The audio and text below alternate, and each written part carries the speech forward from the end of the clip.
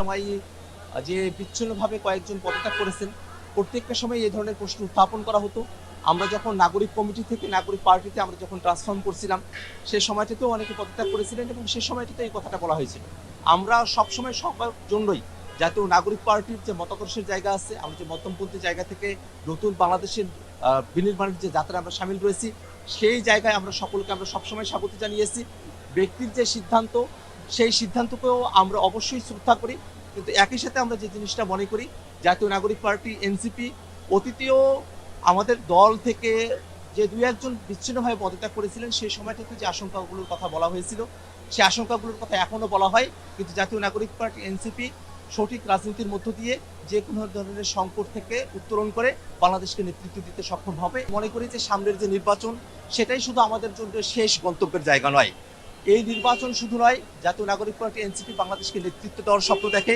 সামনের দিনে আরও অনেক সংকটের সময় আসবে, সেই সময়গুলোতে জাতীয় নাগরিক পার্টি বাংলাদেশের হয়ে, জনগণের হয়ে বাংলাদেশকে তারা নেতৃত্ব প্রদান করবে।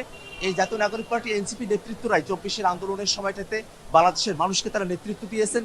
সেই নেতৃত্বের জায়গা থেকেই আমাদের মধ্যে বাংলাদেশকে নতুন করে গড়ার যে আকাঙ্ক্ষা, সেই আকাঙ্ক্ষাকে বাস্তবায়নের জন্য শুধু সামনে নির্বাচন নয়, সেই নির্বাচন পরবর্তী সময়েও জাতীয় নাগরিক পার্টি এনসিপি তার মতাদর্শের জায়গা নিয়ে, তার লক্ষ্যের জায়গা নিয়ে অটল থাকবে এবং বাংলাদেশকে নতুন করে গড়ার যে যাত্রা, সেই যাত্রায় বাংলাদেশের জনগণ জাতীয় নাগরিক পার্টি এনসিপির সঙ্গেই থাকবে, এই আশাবাদী আমরা ব্যক্ত করছি ইনশাআল্লাহ।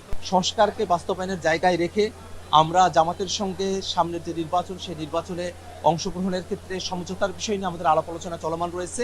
এখনো পর্যন্ত সে আলাপ আলোচনা চলছে। চূড়ান্ত সিদ্ধান্ত এখনো পর্যন্ত গৃহীত হয় নাই। চূড়ান্ত সিদ্ধান্ত গৃহীত হলে পরে আমরা আপনাদেরকে বিস্তারিত জানাতে পারবো। আর জাতীয় নাগরিক পার্টি বা নাগরিক কমিটি হওয়ার সময়কালের এই সময়টাতেই অনেকেই আমাদের দলে অন্তর্ভুক্ত হয়েছেন, হয়তো অনেকেই পদত্যাগও করেছেন।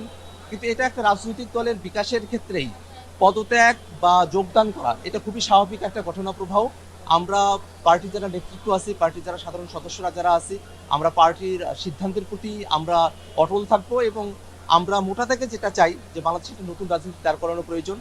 আমরা যারা এই বাংলাদেশে নতুন রাজনীতিকে আমরা দাঁড় করানোর চেষ্টার মধ্যে দিয়ে সংগ্রামে অবতীর্ণ হয়েছি, আমরা সকলে ঐক্যবদ্ধ থেকে আমাদের চেষ্টাকে সফল করবো ইনশাআল্লাহ। শাহবাগখানায় নিয়ে গিয়ে আমাকে চোখ বেঁধে ডিবি অফিসে নিয়ে গিয়ে নির্যাতন করা হয়। পরবর্তীতে আমি সে মামলাগুলোতে জামিন পেয়েছিলাম। সে সময়টাতে এই মোদি বিরোধী আন্দোলনের প্রেক্ষিতে আমার নামে 2টা মামলা হয়। সেখান থেকে পরবর্তীতে বিস্ফোরক দ্রব্য আইনে আরও একটি মামলা উদ্ভূত হয়। এই 3টি মামলার মধ্যে একটা মামলায় গত 11 সেপ্টেম্বরে আমি খালাস পেয়েছি এবং আজকে 2টি মামলায় কোর্ট পরিবর্তন হওয়ায় আমরা কোর্টে এসেছিলাম এবং কোর্টে আত্মসমর্পণ করে আমরা জামিন প্রার্থনা করেছি এবং মহামান্য আদালত আজকে আমাদেরকে জামিন মঞ্জুর করেছেন। বিগত আওয়ামী ফেসিবাদের সময়টাতে অসংখ্য ভুয়া মামলা, অসংখ্য নিপীড়নমূলক মামলা, অসংখ্য জালিয়াতি মামলা, এই মামলাগুলো বাংলাদেশের বিরোধী রাজনীতির সঙ্গে যারা যুক্ত ছিলেন, যারা সাধারণ মানুষ ছিলেন, তাদের ব্যাপারে এই মামলাগুলো করা হয়েছে।